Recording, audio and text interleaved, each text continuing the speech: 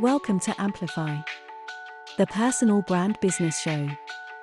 Today on the show, Bob is speaking with Terry Weaver.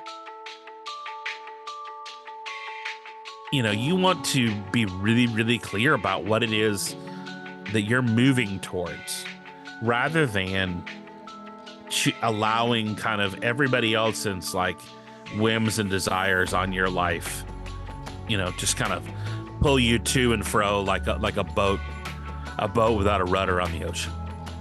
And I want to be kind of rooted in something that matters to me. Hi there and welcome back to the Personal Brand Business Show. My name is Bob Gentle and every week I speak with incredible people who share their secrets to building, marketing and monetizing their expertise, intentionally growing a unique personal brand and the mindset you need for your business to grow and thrive. If you're new to the show, then while you still have your device in your hand, take a moment to subscribe. That way you won't miss a single thing. So dreams are something that a lot of people talk about, but very few people take action on. And you could describe these as trying to make elephants fly. And this week, we're talking about your big thing. And there's nobody I could talk about your big thing with other than Terry Weaver. Terry, welcome to the show. And thank you for having me. I'm jealous. I'm jealous of you in Scotland today, one of my favorite places I've ever been on the planet. Well, this is a really interesting thing that you bring up. And you know what? I'm going to park this for a second. I'm going to come back to this very topic in a minute. But for the listener who's meeting you for the first time, can you maybe just tell us a little bit about who you are, where you are, and what it is you actually do? Well, I live in Nashville, Tennessee, or right outside of Nashville, Tennessee. And I am a author, speaker, business coach who definitely tries to help people who have big ideas, make them real. And I moved to Nashville, Tennessee shortly after the year, right in the beginning of the year 2001. And I moved here to work in the music industry. And I did that for the first 10 years we lived here. And now, I made a shift because I was working with bands, but I realized that bands were just brands. And I was spending all this time helping people develop and get literally their dreams out of their garage.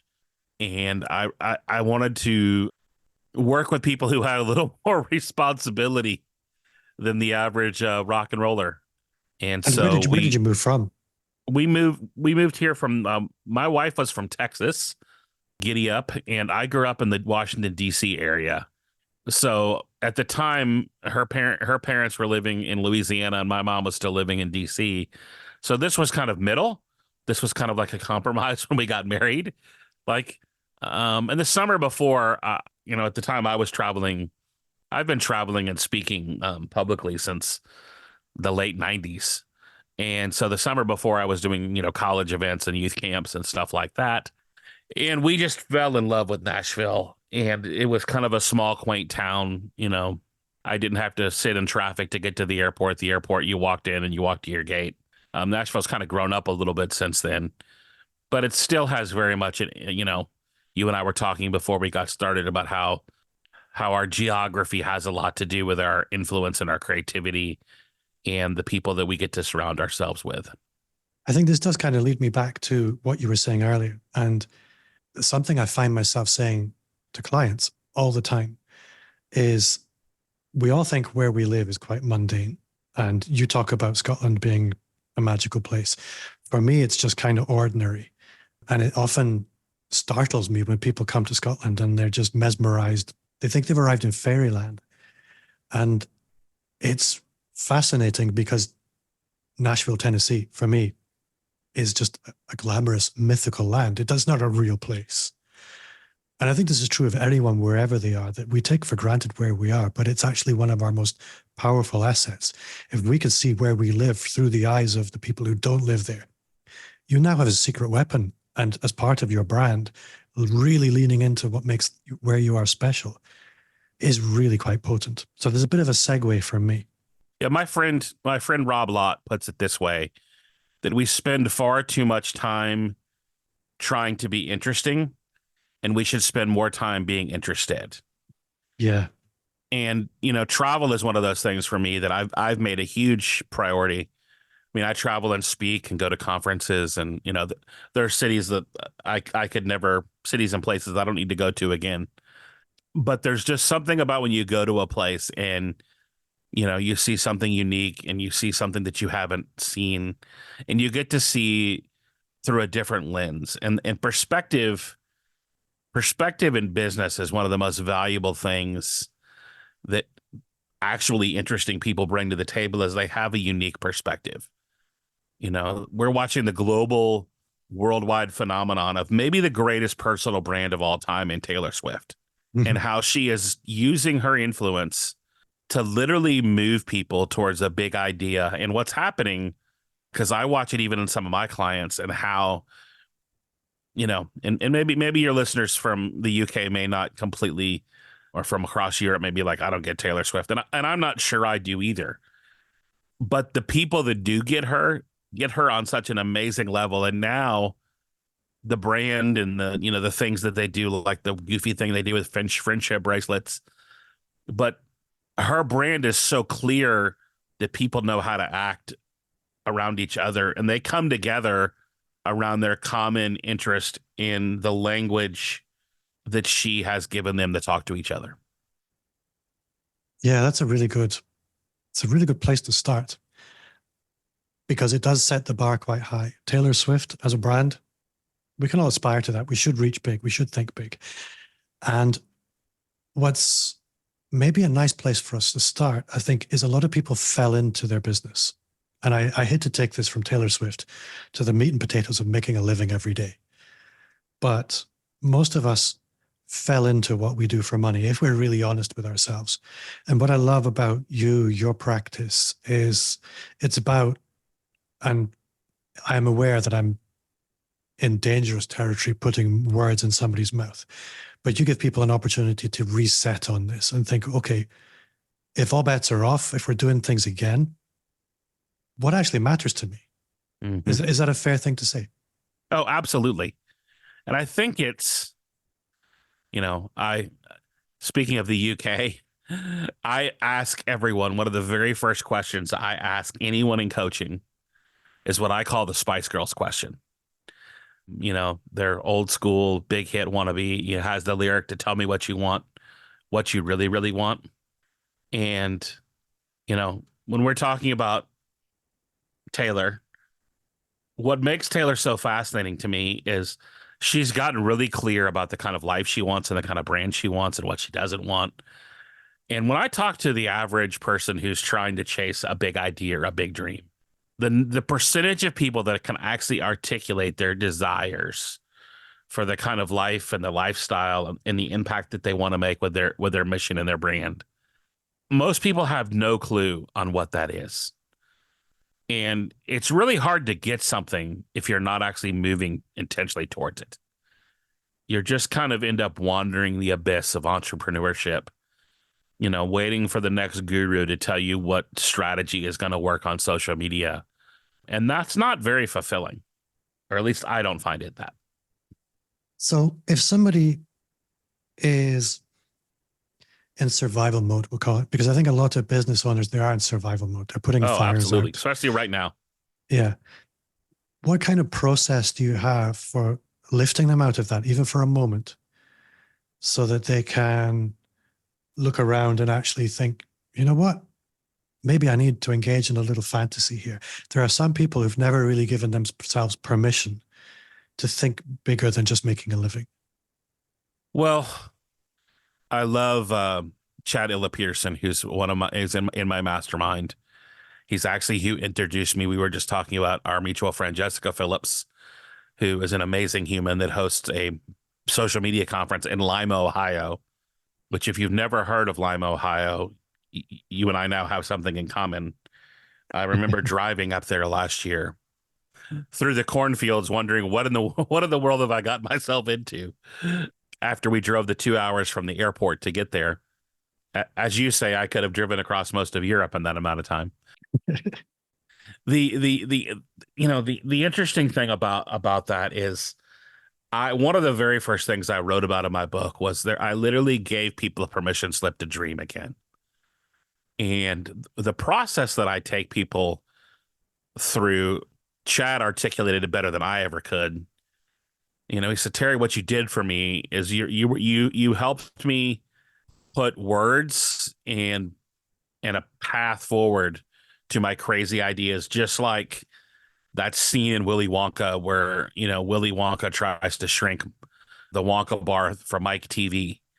And, Mike TV ends up in all of these pieces in the air. And a lot of us have these big dreams and big visions that are like that. They're lofty. And, somewhere along the line, someone told us, you need to grow up, kid. And we kind of put those aside in a way. And so, it, if there's anything that I'm more aware of in this season of my life, and as we start to, lose parents, and man, life is short. We get a limited amount of time on this planet. I want to make the most of it. And I want to do work that really matters. When Simon Sinek wrote the book, Start With Why, it's kind of was kind of overwhelming to people, because finding your why is a difficult journey, and getting really clear, about the who, the what, the why. Those sound like really, really easy questions, but they require a lot of digging. In fact, I created an entire free course on this at discoveryourthing.com. It's free, no strings attached, where to take people kind of through this process. And I literally just took the things that I used in my coaching practice that were kind of my aces in the hole, my I know these work every time processes. And I just gave them away because I wanted to add value to people, because I want to help as many people as I possibly can, get to the place where they really know that they are doing work that matters to them, and that's actually matters to the world, and that they're making the difference they want to with their life. And like you said, like, a lot of us are staring at a difficult season of business right now. And the thing that gets you out of bed is a real clear sense of mission and purpose, and that you're actually helping people do something significant. I mean, just this week alone, I've had different people in our community and our masterminds, and just around kind of with the people who attend our event, just go through some incredibly difficult things. And, the two things that kind of bring them back to center are the community that they're surrounded with, which is really, when you talk about what Tailor Swift has really done, is she's built community on a high level. I know 2 or 3 friends that are literally going to listening parties on Friday night here in the States. These are grown women, who are going to these events that, Taylor's not going to be at, but a group of people that believe in passionately something, and love and adore something that they love and adore. And, community is one of those things that as a leader is one of the most generous things that we can create around our brand, because it creates a place when we may not be able to have the bandwidth to help and serve everyone that we want to serve, that the community kind of steps in and takes over. And that's been, I've watched that happen from the front lines this week. And 2, when difficult things happen and when difficult seasons hit, you just kind of have to go back to your North Compass, that thing that really defines what you're doing, with a lot of clarity. Yeah. I think, is it fair to say that there are people for whom having a big thing, that's not their thing? They're quite comfortable just showing up, doing their job, and going home. But then there are others for whom there's an inner urge to do something that matters. But there's something that goes with that, which is those people are often the outliers. And nature doesn't encourage outliers very much. And one of the things you discussed was community. And I remember I worked in search and rescue for a while, and I was very comfortable doing some very dangerous things. And I've mentioned this on the podcast before. I used to be incredibly self-conscious from a personal visibility perspective. And I remember being crippled by the idea of a selfie, which is ludicrous now. But I reflected back on how do we train people to do really scary things? And it's through a process of desensitization over time. But not only that, it's being part of a community for whom those things are normal. Correct. And being around other dreamers normalizes dreams. And that's profoundly important. And it gives you permission to explore them very differently. I found this very much stepping into the creator world, surrounding myself with people who are doing these weird and wonderful things online. It gave me permission to do these things that I was looking at previously. My family and my friends and my colleagues were thinking, why? You don't have to do these things. You don't have to do them. You don't have to do anything. But if there's an inner urge to do it, being around other people for whom those things are normal is really quite valuable. Yeah. And this is one of the things. Go ahead. It comes down to two words for me. And I think they're two gifts that we can give to other people that aren't normal. And it's a word that this word comes up around Christmas a lot, and it comes up, you know, it's all over the brand new Willy Wonka movie. It's funny, that second Willy Wonka reference today. It's all over. It's the Tom Hanks movie, the Polar Express. It's all over this. And that's that word believe or belief. And the greatest gift that we can give to another human is believing in them. And belief is often something that we have to lend to someone, because a lot of times we lack our own self-belief, that we need to borrow someone else's belief in us for a moment for us to step out into the things that we're meant to do. And the other one is possibility. I believe that one of my jobs as a leader is to model possibility, and not like in the like internet guru, like, hey, if I could do it, you could do it. It's so easy. It's like, and I'm kind of the guy that's kind of the demotivational speaker when it comes to that. I'm like, man, be careful if you choose this life, because it's really difficult. It's really hard. But often when we go out and we take the big steps and the big leaps, and often, you know, we say that they're big, but often there are a lot of little micro steps that in hindsight look like a big step, but they're daily things that we do that may not seem that big of a deal. You know, you mentioned the selfie or, you know, content, you know, even just what you and I are doing here there's definitely a piece of it that seems sometimes scary to be involved in. You get self-conscious about, you know, I have some weird vocal tics that your editor's probably hating me for right now. And I'm not hearing anything. But we all do. We all have these things that we notice that we think everyone else are listening and catching up to, right? And we get very bogged down by things that seem way bigger than they actually are. And one of the things that, you know, you've said some very kind things to me as we were getting started, and I appreciate it. And even just receiving nice words about ourselves, we in culture have been made, like, we have a hard time like with that sometimes.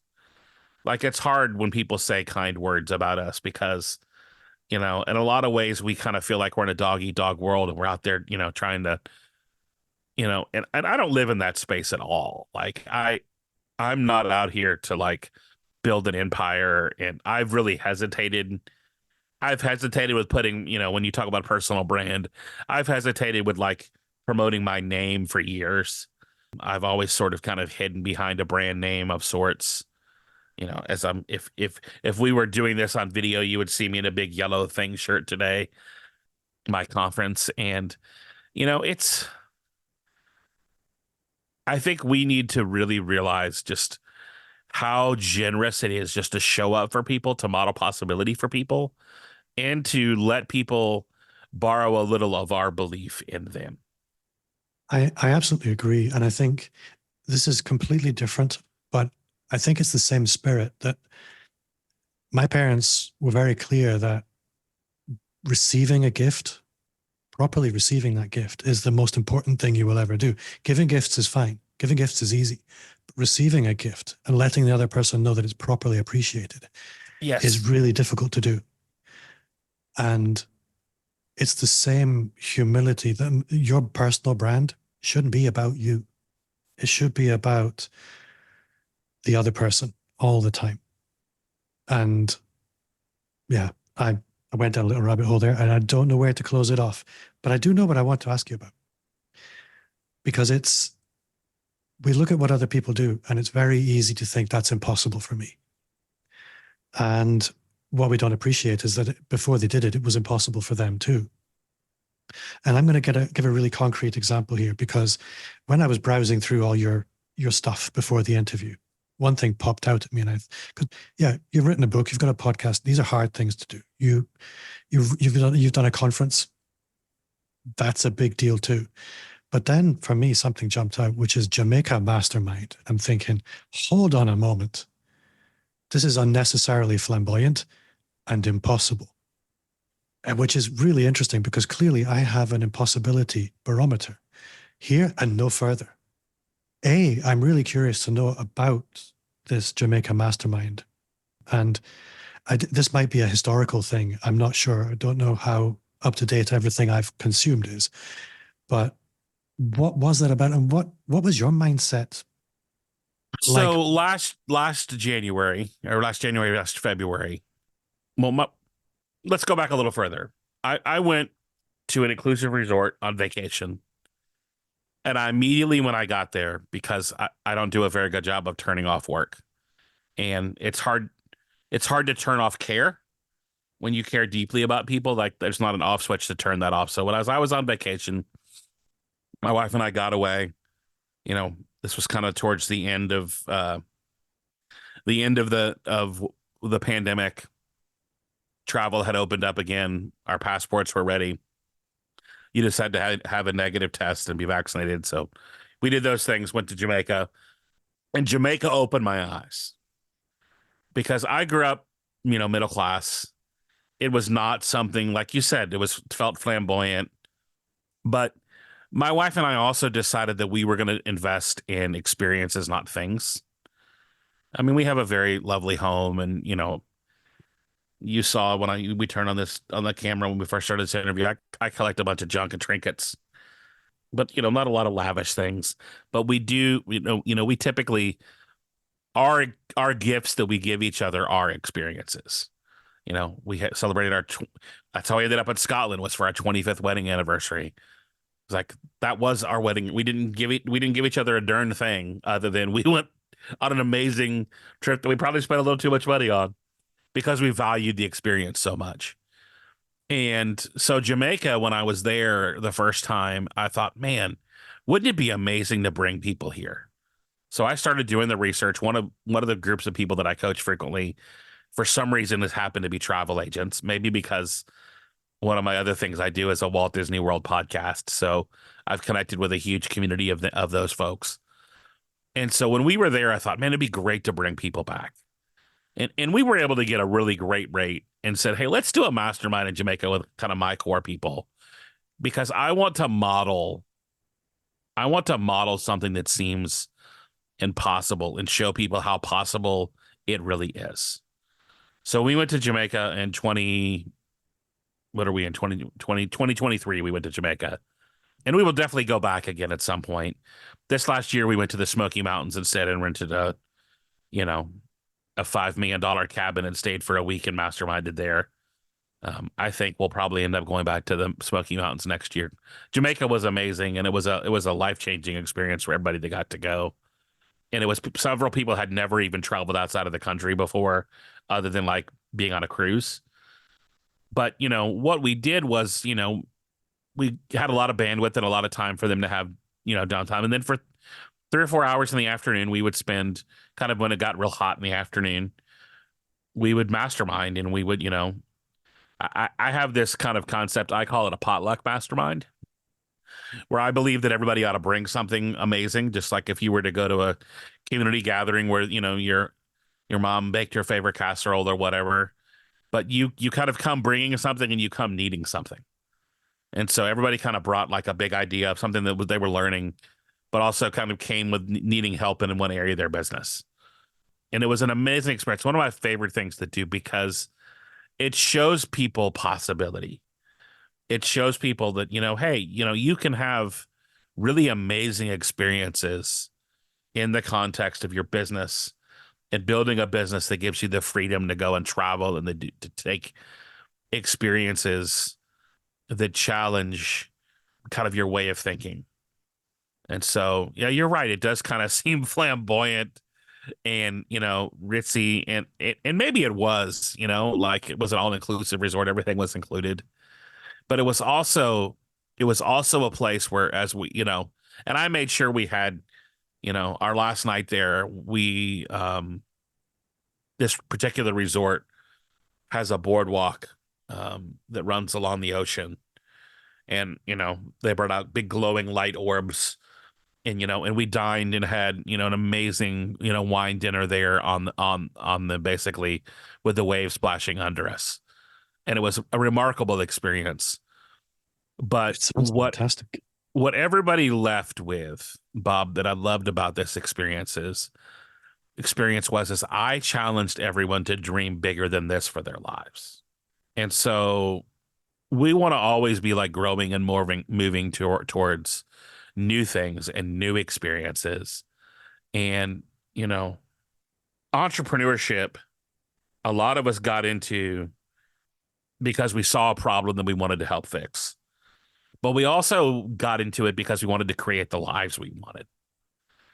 And I very much want people to be challenged with the idea of that, the beauty of business is that we get to build the business so that it doesn't take over our lives. And a lot of times, when you have success, that can really be, that can easily happen. And, I think, standing on the ocean in Jamaica or, at a, for me, it was at a distillery in Scotland that changed my perspective, that reminded me of some new things and some new possibilities. There's a great quote, I can't think of it. Basically, our life is about the things that we kind of want and dream of. And, when you get to kind of the end, when you start running out of dreams, you start running out of life. And, we always want to be like working and moving towards new opportunities and pushing through new doors. And you never want to kind of get stagnant and settle for where you're at. I think what's really interesting listening to you is, like I said right at the beginning, most people stumble into their business. It's a kind of spin-off, perhaps, of a job they had. And there's this whole thing of start with the end in mind, which is business 101, is project management 101. Our life is a project. You get to design the end point. And how many of us actually thought, what is that? What is the dream? What is this all about? Start with the end in mind. And then the projects all stack up behind that. And then the tasks all stack up behind that. And then your day is set out to support those tasks, which support the projects, which support the goals, which support the dream. And you can actually start moving towards it. But if you never set it, if you never took the time to think, what if? What chance have you got? Really? Yeah. And I've had the privilege, I love the Disney company and I love Pixar movies. And I've, kind of become obsessed a little bit with their culture and how they create. And I've got, our event is in Orlando at Walt Disney World, our November event. I had a friend that was a lead animator for Pixar. And he invited me to come out when John Lasseter was still running the organization, to come out to Pixar in Emeryville, California, outside of the Bay Area, and to see their process. And what's amazing about how an animated movie is made is it all comes down to a storyboard. And everything that happens in the story is about the arc of the story and about the moments. You obviously you're going on the hero's journey. We all know that, Donald Miller, made sure we knew about how that applied to business. But it was always very clear that there was a lot of energy put into how the scene opened and how the scene ended. And, I've taken people through actually the process of literally using animation paper and having people storyboard their life out and start asking, like, what would it look like? What do you want the end of your life to look like? What do you want to be celebrated about your life? And, Stephen Covey, begin with the end in mind. That seems so basic and archaic, and it seems kind of weird to think. It feels morbid to people to think that way. But when you start to know that, like, hey, these are the things that I want to be about. These are the things. And I'll admit, I stumbled into a lot of the things that I'm doing. But also at very key moments, I was able to get really intentional about what I wanted and also really clear about what I don't want, and the things that I don't want to be doing in business. Because it's really easy to just ride like the roller coaster of business and find yourself like, I got a message from my doctor this week that she's retiring. And I'm just like, okay, like you're in your 50s, you're not retiring. You're going to do something else with your life. But one of the number one groups of people that come to me are doctors and lawyers for coaching. And I find that fascinating because here are people who have spent thousands and thousands and thousands of hours and dollars on education and getting licensed properly. And yet so many of them get to kind of the peak of their field and go, man, I want out of this. This is not what I signed up for. And I think, if as an entrepreneur, whatever creative creator or whatever kind of the phrase that you use to kind of describe how personal branding is kind of affecting your life is, you want to be really, really clear about what it is that you're moving towards rather than allowing kind of everybody else's like whims and desires on your life kind of, just kind of pull you to and fro like a boat without a rudder on the ocean. And I want to be kind of rooted in something that matters to me. Yeah, that's really, really nicely put. I think you mentioned the hero's journey before, and I think we are all the hero in our own story. We kind of, the hero does always have an idea of a destination or what he's questing after, but there's always the adventures, the side quests, the monsters, the princesses, but there's always moving towards the ultimate. Yeah. What's it all for? What's the main quest? And I think if you don't have that, it's very normal to get caught up in each of these side quests, monsters, whatever, and fall into the trap of thinking, well, this is it. Yeah. And I realize, I'm going to use an Avengers analogy here, that I am Nick Fury, that my goal, the thing that I do the best, is I gather remarkable people to do amazing things together. And that makes me the guide in this story. That makes me like Yoda in Star Wars, and my role is to help remarkable people, I train Jedis, I help them discover what it is that they do better than anyone else. And then I help them deploy that gift, that talent, that skill, that remarkable thing that they do to the world. And a lot of times it's really hard sometimes to find that brilliance in us. In fact, last year in Lime, Ohio, I gave a talk kind of about the strange thing that has happened at the end of the last couple Star Wars things that I've seen. It happened at the Obi-Wan story that's on Disney Plus, and it happened at the very last of the where Rey is at the original. Spoiler alert! But if you haven't seen a Star Wars movie and it's been out for like 5 or 6 years, you're not gonna go see it. It's too late, people. She's at the middle of in the sand in the desert where where Obi-Wan found Luke in the with his aunt and uncle, and she buries her lightsaber. And so many of us we have these remarkable gifts that we find ourselves burying. We bury it in other people's business. We bury it behind our fear. And I want people to unleash their genius to the world. I think it's selfish when you don't, I want you to be generous with your gifts, the things that you have. I don't want you to hide them. I selfishly want to experience your gifts because you know something I don't know. And I believe more than anything, I believe we're better together than we are on our own.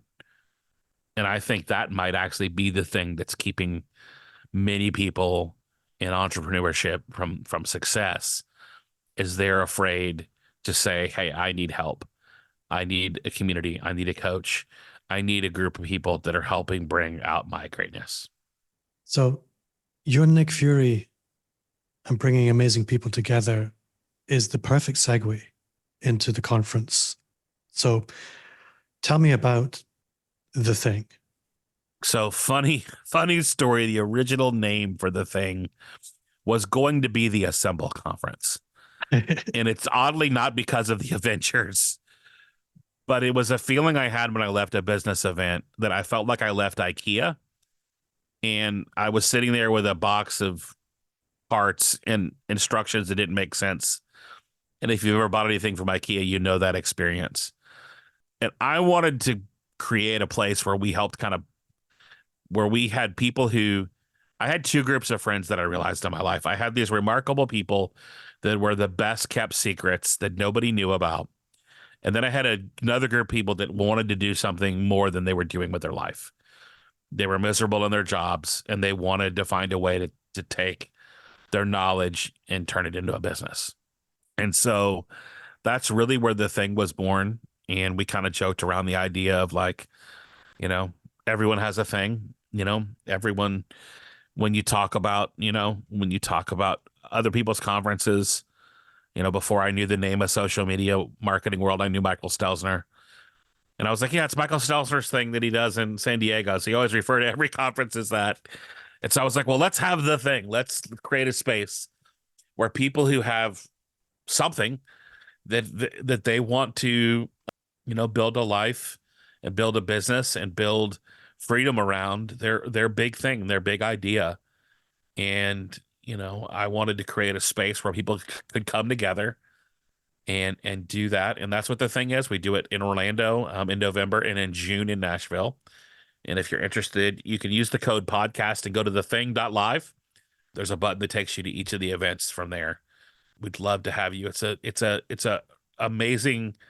It's become an amazing event that I every day I try to give more and more pieces of it away to the community and to people so that they can experience what it is and really experience what it means when you go into a room full of people and everyone there is really interested in helping you actually accomplish that thing that you mentioned earlier, what would it be like if you went somewhere where like it was normal to do these things?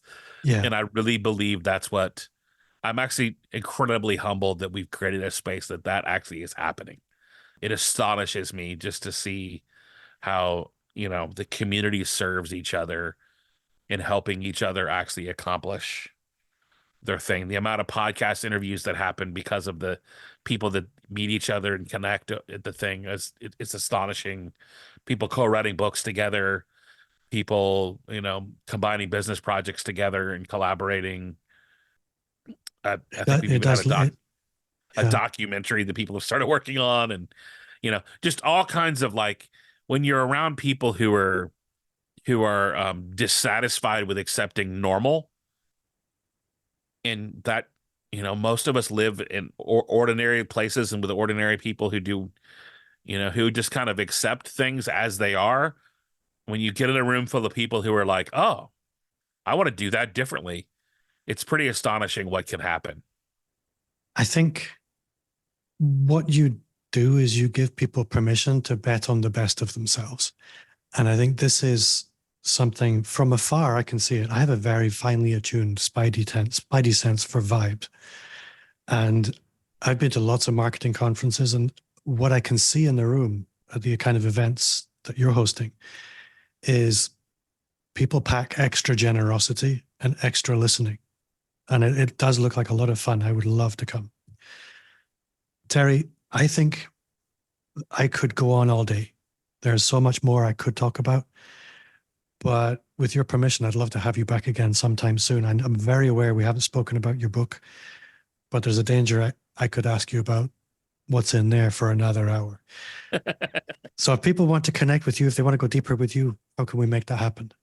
The best place is just terryweaver.com. You can kind of go there. I try to keep it updated. You reminded me that the Jamaica Mastermind is still hidden on the site. So And that's kind of the funny thing about this, man, is it's easy to forget to take care of like updating your website and the little details of business because you get so caught up on just people. And I'm way more interested in helping people update their lives than I am updating my own website. Oh, absolutely. Which is part of maturity in business is knowing when you need to get help for things and having other people check those things out, and maybe just showing up and doing enough podcast interviews where people say things like, "Oh yeah." And man, and I'm actually glad we got to talk about the Jamaica Mastermind because it's reminded me of how much I love that kind of experience for people. And I think it's really easy, like you said, we could go on forever, but I think it's really easy to forget sometimes how blessed we are to get to do the work that we do. That when you can look at your business and the work that you get to do through other people's eyes, that perspective is everything. And maybe I'm just dwelling on perspective a lot this week, but I'm realizing that the people that are super successful in business have a unique perspective and really lean into that. And I want to be able to use other people's perspective to look at my business to know how to make it better to serve them. But yeah, it's just terryweaver.com. It's the best place. Thething.live. You can go there for all of the details about the Thing events. I'd love to have you and love to have your listeners come and join us at the Thing. So before I let you go, what's one thing you do now you wish you'd started 5 years ago? And 5 years ago, I wish I'd have paid more attention to building an email list. That's the best answer. That really is the best answer. We spend so much time building Mark Zuckerberg's business that we forget that the most powerful thing we have in business is owning our data. In fact, you mentioned the book, and I'll kind of share this thing. And the last podcast I was on, the person freaked out about this concept. Actually, I don't know if you know who Derek Sivers is. He's one of the most fascinating people I've ever connected with.